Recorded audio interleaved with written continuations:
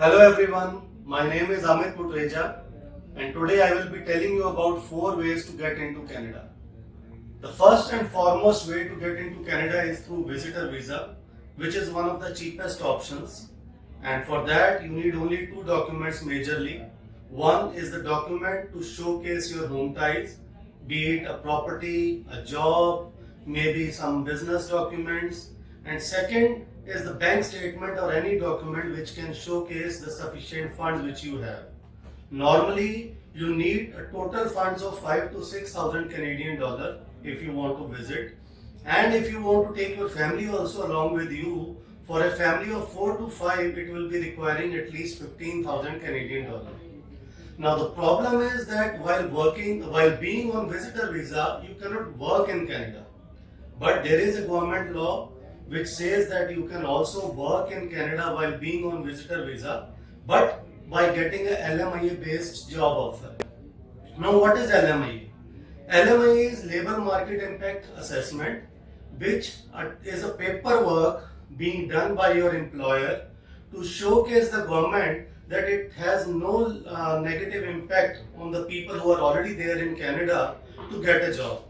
So if you are able to get an LMIA based job offer, you can get it converted into work permit and you can continue living there by taking a permanent residency. Now the second way to go to Canada is through study visa, but it is quite expensive. You will be requiring a total funds of 13,000 Canadian dollar to 20,000 Canadian dollar as 1 year tuition fee. Over and above, you will be requiring at least 10,000 Canadian dollars for the living expenses. So on an average, if someone wants to go there on a study visa, it requires a total funds of 25,000 to 30,000 Canadian dollar. If you want to take your family along with you, you can very well take them, but at least 5,000 Canadian dollar per person will be required for that also. The good part is that yes, you will be able to stay for long than the visitor visa.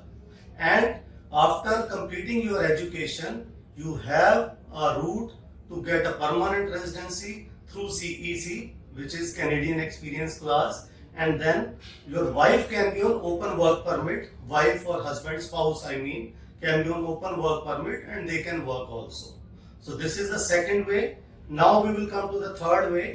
Third way is through work permit, but getting a work permit is not easy because you might have to get the particular profession in demand so that you can apply for a work permit. Now there are a lot of professions which are highly in demand, which talks about the hospitality, tech fields, engineering, IT, accounts, bookkeeping, sometimes maybe sales and marketing.